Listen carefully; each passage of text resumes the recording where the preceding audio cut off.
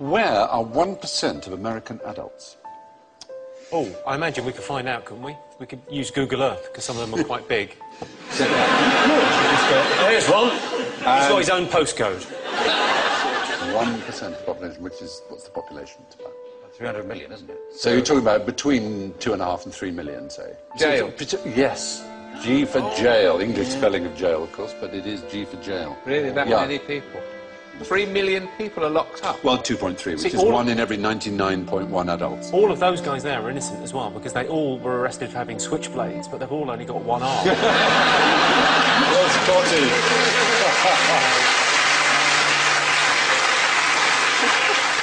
Proportionally, the Americans prison more than twice as many as South Africans, more than 3 times as many as the Iranians, more than 6 times as many as the Chinese. No society in history has imprisoned more of its citizens than the United States of America. We're pretty well, though, don't we? We sort of top the European league. We're ahead of China, Turkey and India. Yes. Yeah, with 148 prisoners per 100,000. It's the 3 strikes and they're out. That's been really the problem, yeah. I mean, a legal system based on baseball just seems bizarre. Yes. People don't seem to understand the law. It's all very complicated. What's simple? What do people like? Baseball. Right then. Here's the rule. 3 strikes and you're out, yeah. Mental. What it means is if the first 2 strikes, the first 2 crimes you're convicted of are serious enough, the third one, no matter how trivial, will get a life sentence, 25 years or more. So, for example, Leandro Andrade is serving 2 consecutive 25-year terms for shoplifting 9 videotapes. Or... He took 9? Yes. Kevin Webber, 26 years for stealing 4 chocolate chip cookies. It's astonishing. Well, it's really stupid, isn't it? Because if you know you're on this sort of deal... Yes. Yeah. Take 5. Yes, yes. That is the idea, obviously. Do a bank job. There's no point. There's no point doing anything trivial. If No, you're I know. going to get caught. It is a bit bonkers. But the racial numbers are a bit worrying, and the gender numbers. It's 1 in 30 men aged 20 to 34 is behind bars.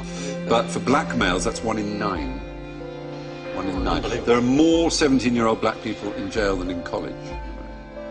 So 5% of the world are American, 25% of all prisoners Isn't the real are American. controversy with this the business end of it? Well, that's true. It's also, as you say, right, it is a business. Because it's not just license plate, they make loads of stuff. Well, one of the things I should have said when talking about contraband is that you're not allowed to bring into America anything that's been made by forced labour or prisoners.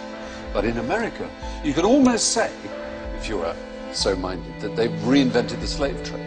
They produce, for example, 100% of all military helmets, ammunition belts, bulletproof vests, ID tags and other items uniform, 93% of domestically produced paints, 36% of home appliances, 21% of office furniture, which allows the United States to compete with factories in Mexico because, of course, obviously the workers can't refuse to work for 25 cents an hour. I'd very much like to say something hilarious, but something must be done. It is. Yes. It feels a bit more astonishing. question-timey to say. It is a bit amazing, isn't it? Yeah. It's extraordinary. Yeah. It's slavery by the back door. Exactly, isn't it? Plenty for you to work. You get solitary confinement if you refuse to work. Yeah, more than 1 in 100 American adults are in jail.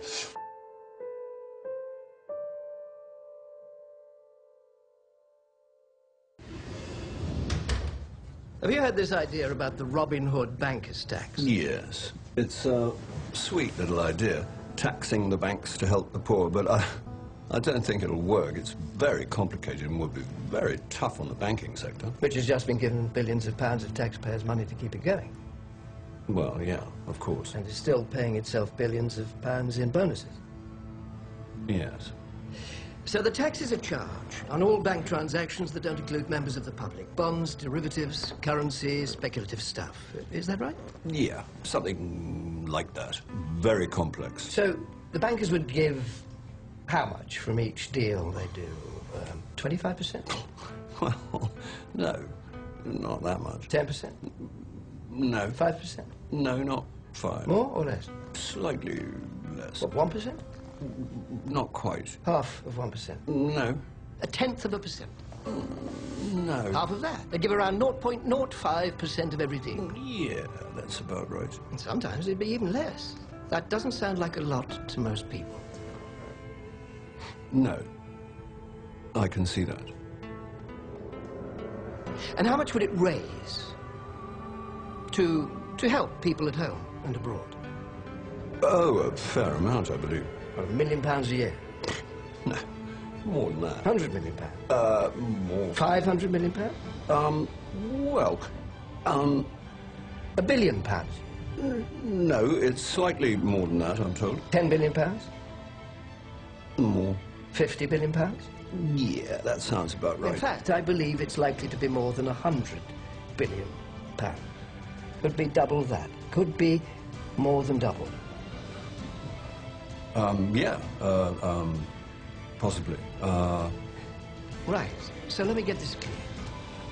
A tiny tax on the banks could raise billions of pounds every year to help save lives in the poorest countries, fund crucial action against climate change around the world, and help avoid cuts to crucial public services in this country. Gosh. Well, yeah. That is about the, some of it. I don't know. Perhaps it's, quite a good idea.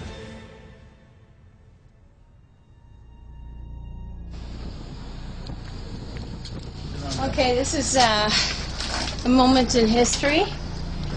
We are here with Sam Capilano and from the Squamish Nation in Red Jacket, and we're placing what's called a permanent eviction notice to the courthouse. Red Jacket is from Turtle Island. Sam Capilano is the Squamish Nation. The permanent eviction notice is placed here because the Queen and the bankers are trespassing on his sovereign territory. This is tax-free territory. This is sovereign. Capilano, you've got some words to say here? This is part of the Squamish Nation. It has been. My grandfather told me that when they first came, they separated, divide and conquer with the idea. Now this is known as another nation, but I know it's our land, so I'm not afraid to stand up anywhere and tell anybody.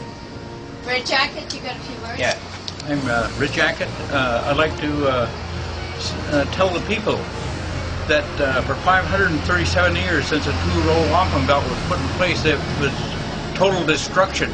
And if we don't correct these here alterations that our judges in the justice system, so-called justice system, I never heard such a farce in my whole life.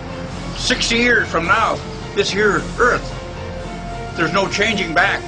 It'll go into another Mars. Total destruction. Don't the judges understand this? Or they sleep? Who taught them? What university taught them? Where do they get their education? Don't they know they're on death row? We just finished entering and going through a procedure at the Richmond Provincial Court. And what happened was my name got called out.